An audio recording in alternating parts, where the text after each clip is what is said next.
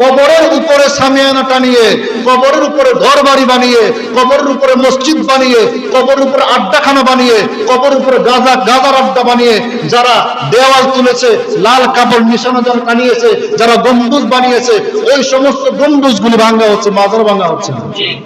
কথা বলেন, কবর কি ভাঙা হচ্ছে? কবর এখান থেকে ভেঙে এখান থেকে স্থানান্তর করে অন্য জায়গায় নিয়ে হচ্ছে, এমনটা নয় তো। মাজার তো ভাঙা হচ্ছে না, ভাঙা হচ্ছে ভণ্ডামি, ভাঙা হচ্ছে কবর উপরে লাল নিশানা টানিয়ে, গম্বুজ বানিয়ে, মসজিদ বানিয়ে, বাড়ি ঘর বানিয়ে যারা বিনা পারিশ্রমে যারা ব্যবসায় লাল হচ্ছে, ওই তাদের ব্যবসায় লাল বাতি জ্বালানো হচ্ছে।